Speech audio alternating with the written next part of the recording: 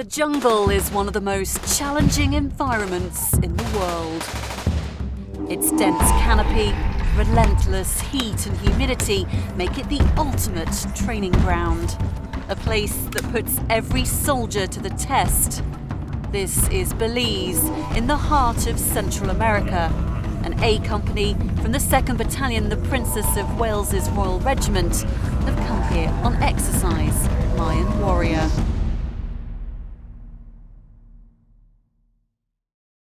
Most troops that arrive in Belize start off at Price Barracks. Sitting outside the country's main airport, this is home of the Belize Defence Force and the British Army Training Support Unit Belize, or BATSUB. In recent years, the British element has been scaled right down, but in the past, this was a far busier base. It has a long history. When the country gained independence in 1981, British troops stayed at Price Barracks to patrol the border and protect against the threat of Guatemalan invasion. In 1994, the British forces handed over duties to the Belize Defence Force. The base remained a home to 25 Flight Army Air Corps and host to all kinds of large-scale exercises. It became a major hub for training, with 5,000 square miles of primary jungle on the doorstep. BATSUB became the home of the British Army's jungle training, supporting many exercises. The Royal Engineers exercised Tropical Storm and some 3,000 personnel that used to come here every year. But by 2010 it was announced the whole place was to be mothballed. By 2011 the 70-strong personnel that were based here were reduced to half a dozen. Things may have wound down since then, but the training hasn't stopped entirely. So in 2011 the decision was to draw down BATSUB and put into what's called a mothball state. From there then was only 6 permanent staff maintaining the facilities and the training areas.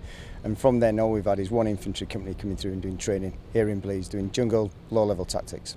We're still at the same manning levels of 6, but there's been an increase in the last 12 months of training here in Belize. And I think the main reason is because in UK there's getting few and few places to train and the opportunity to come and do training out here is just fantastic. It's completely different from what we used to, and it's a great place to train. At the moment we train on private land owned by an American who's kindly let us train on his land, which is called Manatee. But there's lots of the training areas that we used to use from previous to 2011, so it's all here. Lots of people think Belize is full of jungle. It's not. We've got everything from savannas to waterways to thick primary jungle and secondary and jungle as well. Despite the reductions here, demand for training is now on the rise. The visit schedule for next year is already filling up, but there's no sign the base will ever return to its former glory. When it was scaled down, many sections were mothballed. In parts, it's still boarded up and run down. Everywhere you look, there are signs of the barracks' far busier past. The quarters that were once full of families are now just used by visitors and the 6-strong personnel that are stationed here. Just a small community remain, but it's a posting they say they still enjoy. WO1 Dave Carlin is BATSUB's second in command and also the admin officer. He's had to adapt to a different way of life out here, working in a very small team. Being a member of the permanent staff here is flexibility. With there only being 6 of us, we still have to carry out the full range of tasks that are expected of any unit. Some days you get up and you don't know what's going to happen. It's all about, to be honest, the 6 of us mucking in, getting on together and getting the job done. The base is now mainly used by the Belize Defence Force, and they often assist troops on exercise. The relationship between the two countries remains strong. Lieutenant Claudio Quiroz was able to spend a year at Sandhurst before taking on his post as an engineering troop commander. He says it's been a great opportunity. It was awesome. It was definitely an experience I will never forget. It's helped tons. It's helped tons. The British Army, the history that the British Army has, it's a long military tradition. Also the experiences, the professionalization of the British Army was something that I definitely benefited from and I was able to bring back to Belize with me. Even so, the impact of the changes at Price Barracks has been felt far beyond the wire. BATSUB used to contribute £3 million a year to the local economy. Many locals wait eagerly for the troops to come through. It's changed a lot. You walk in there, it's not the base anymore. You have like 6 guys, that's it. It's not the same. And a lot of people that was working there, a lot of people still don't have a job. I really hope. When I heard that guys are coming, my fingers are always crossed. I hope they're not gated, you know, because that's my living. That's how I live. Fortunately for many, with infantry and commando units looking to diversify their skills, moving on from mission-specific training for Afghanistan, the base is getting busier. Belize is drawing in demand, and it's not hard to see why.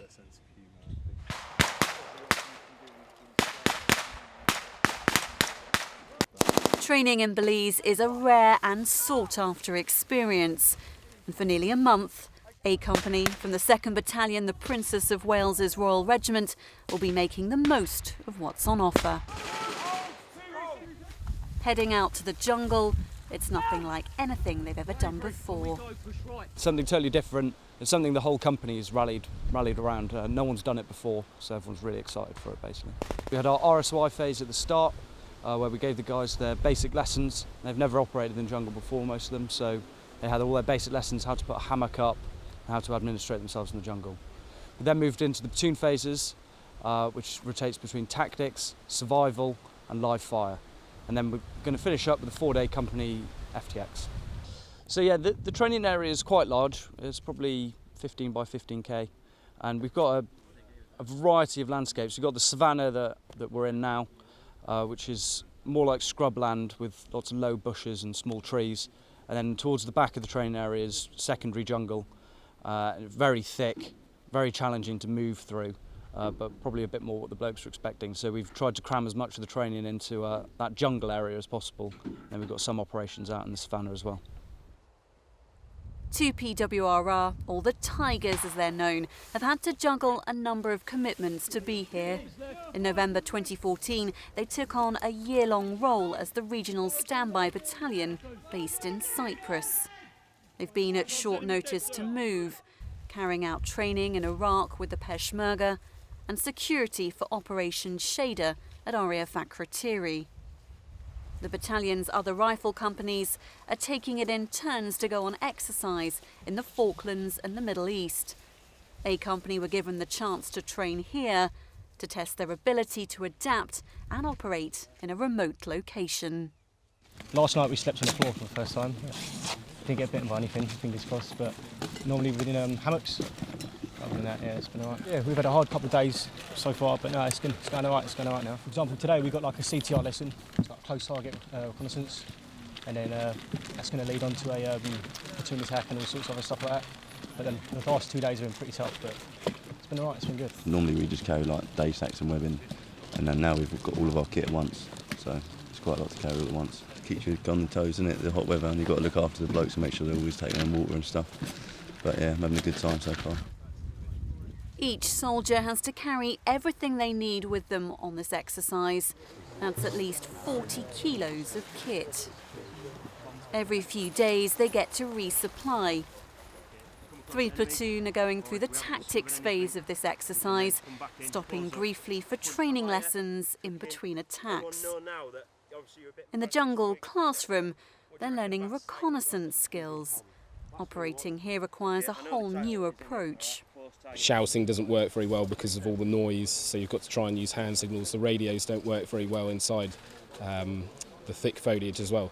So it's quite a command and control challenge, trying to get your message across to all of the section commanders at any one time.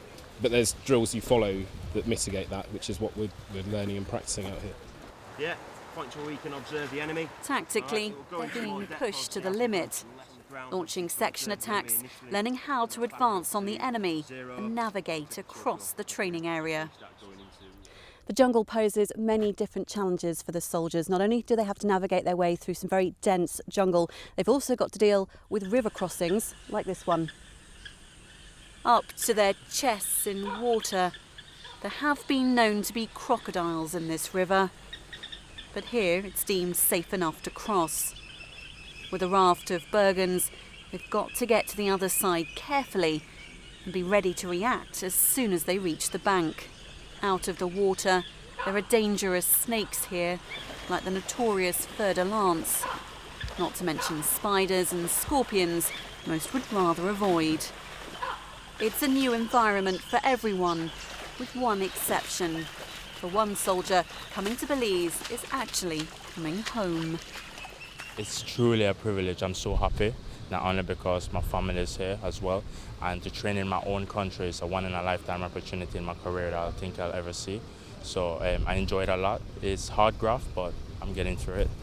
Have you managed to see your family since you've been over here, even if you've been quite busy? Yeah, I've been very busy, and I see my family quite some time, as well as they had a nice warm meal for me when I got in. So I'm pretty happy with that, yeah. Home comforts might be on hand for him, but the same can't be said for everyone else.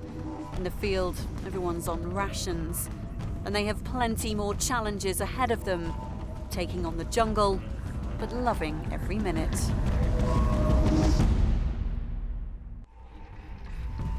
In the heart of Central America, the 2nd Battalion, the Princess of Wales's Royal Regiment, are on exercise Mayan Warrior. And it's one platoon's turn to go on the ranges. Every infantry soldier has done his fair share of days live firing, but Belize offers something completely different. And on the close quarter battle lane, one by one, they're taking on the challenge.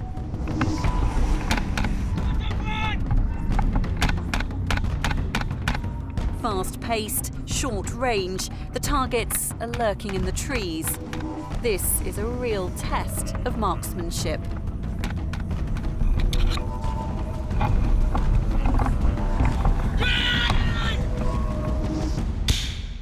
Definitely challenging, completely different to what I've ever experienced. Dudes like the foliage, like blocking line of sight and that, so you've got to really look through it and that. Yeah, and like it was hard like terrain, like your feet will get stuck on vines and that. In Cyprus we do a few ranges, but it's more like open savannah. But that is a lot closer and a lot louder, especially with an LMG. The training area at BATSUB is vast, offering all different kinds of terrain to the troops that come here to train. Not only have you got the wide savannah plains offering larger scale areas for contact manoeuvres, you've got the forest itself, which is incredibly dense, hot and humid, a real test for any soldier spending nearly a month living under its canopy. Going through their live firing drills, they have to adjust quickly to the conditions and challenges. Navigation is a big challenge out here in the jungle. A lot of people find it different out here than navigating in like Brecon and Gairloch Head, and this is due to the fact that all the mapping is for air photography, so things that you see underneath the canopy is not actually really there. So what we're trying to do is get everyone to learn and trust their compass bearings and their pacing as well. We've done 2 days of navigation now, so now they're starting to understand it a lot more and the main reasons why they should do it as well. In the jungle, personal administration becomes incredibly important. With mosquito bites and heavy jungle boots, it doesn't take long for the terrain to take its toll. Obviously we have to carry everything on our backs, everything that we live is on our back, and then we patrol with that. And fighting with all that kit on is tough in this heat as well, but it's just one of those things, like, as long as you're getting loads of water on board, it's good. It's quite irritable on the skin and that, but you just got to fight through it at the end of the day. Like, we all just get through it. It's hot, it's wet, but it's good. At the end of every day, each platoon must go off to set up camp, putting up their hammocks and grabbing food quickly before it gets dark.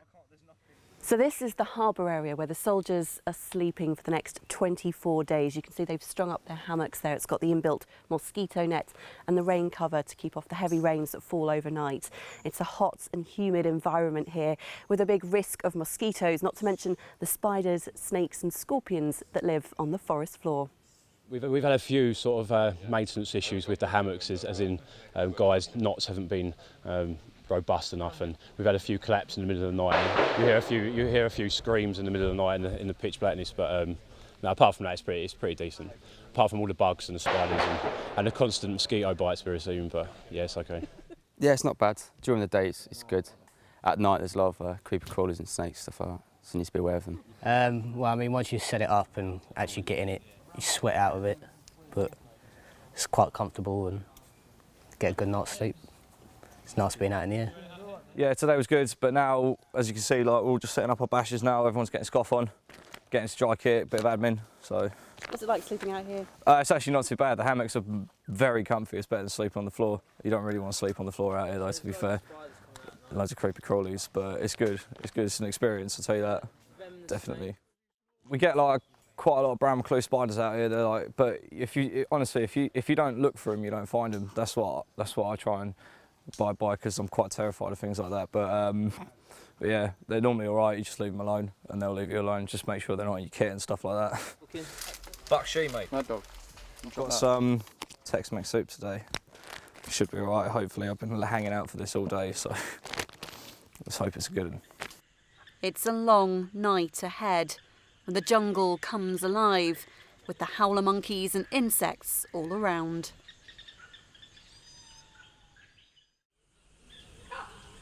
The next day, on the other side of the training area, in amongst the trees and vines, a classroom has been set up underneath the canopy.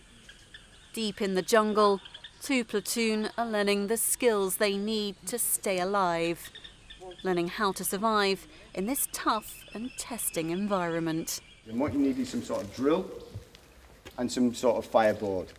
As part of their exercise in Belize, they're being taught the tricks of the trade, learning from the experts before going out to fend for themselves.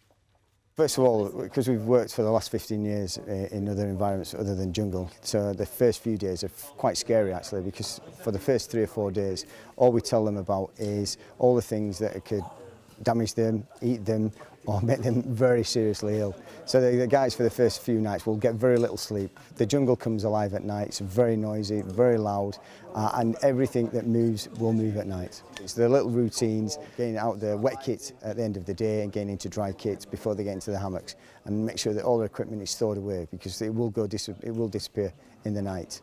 And then it's the personal skills. Having little cuts will go really, really bad very quickly in the jungle if they don't take care of them. So personal administration will become prime to their survival here. I was here in 1986, and the first few months it's the aura of what the jungle is all about. Because you spend so much time in England training and then come to a facility like this, it just blows young soldiers away. And for retention and things like that, it's just a great opportunity for them to come here. So they really, really should enjoy Belize. One of the most important skills is learning to light a fire. And if you don't have a lighter, it's not always easy. Forced to use flint or even sticks to get a spark. We're trying at the moment to start a fire both using the flint. Yeah, just try and light the cotton wool so we can start getting a bigger flame. There we go. Yeah. Now from this point we just got to like nurture it and get all the dry bits if we can. Yeah, like that. And then if we can get a big enough flame, we can start putting on little sticks. It's all about theory and getting hands-on and experiencing the different types of survival priorities, from water to shelter, making fire. It was a comfy night for them last night, so plenty of hot food, nice comfy sleep, and then tonight straight onto the floor basically. We're going to put your container here, so all the water is going to run through the branches down here and then to the container. Under the guidance of local trackers, these soldiers are shown how to set traps and prepare food, and how to find water in the vines above them. Learning what resources will keep them alive, tasting plants, including one known as jungle Gatorade, which will help revive them if they ever get stranded. Then it's on to building a shelter. It's vital they keep off the jungle floor to stay dry and, more importantly, avoid the snakes, spiders and scorpions that venture out at night. Nice and cosy. Oh yeah, sure actually. quite nice. I've been working in the jungle since very small. Since I remember my grandfather used to live, he taught me a lot of his local knowledge. Now I've been telling the boys or the soldiers on the ground about how to survive on the ground, because the first thing they panic is about snakes. I've been bitten in 2003 by a furlance, which is a venomous snake. Bitten 3 times. I've survived it. I'm still on the ground, and I encourage everybody not to panic in the jungle. We can survive easily. It's not long, though, before this tuition turns into a test. Split into sections, they're about to face their very own Bear Grylls moment and have to venture out alone. It's going to be a very long night ahead. By daybreak, the trackers search through the trees to check on each group. With one night down, they've still got another to go. Each platoon has to spend 48 hours out in the jungle without any support, forced to find their own food and water, make their own shelter and fire. It's a chance to put all their survival skills to the test. So far, it's a promising start. To see they've kept the fires burning all night long. Yeah, it's been interesting. Something different. We got in set up last night, got the fire going, and then it started to rain. So we sort of had to improvise what we could, sort of to get out of the rain as best we could. But then cracked on with the fire, kept it going all night, so managed to sort of keep the warmth. No, we woke up this morning. We had a bit of fruit, papaya. Yeah, so we had some of that between 8 of us. So yeah, the chickens are still alive for now. Yeah, but their time will come. With the sun setting quickly, many didn't have time to set up a shelter for the first night. But since first light, a building frenzy has been underway, chopping down whatever dry wood they can find. Just chopped them down, spiked the ends, driven these ones into the ground, used the local environment, i.e. the trees, what's already here, to support the frame. And then along here where I'm standing now will be the bed. So there'll be 1, 2, 3, 4, 5, 6, 7, 8 of us laying here. And then this here, just as a luxury, will be a veranda. Just got to finish off doing the shelter over there. Obviously collect as much firewood as we can because we ran out quite quickly last night. We don't want the same again tonight. Normally we get our rations, we go out on exercise, and then that's that. So we've never had to do it like this, so it's good. But everything's took off us, obviously we've just got our knives and survival kit, that's it. So it's a nice change, yeah. Jungle life is certainly a challenge, but it's a rewarding test of their skills, giving every soldier the confidence to operate in this inhospitable habitat. Whether it's fast-paced firing, contact drills or ambushes, or even survival lessons, this exercise has certainly taken these troops out of their comfort zone, showcasing exactly why Belize is such a great place to train. And for 2PWRR, it's an experience they won't forget.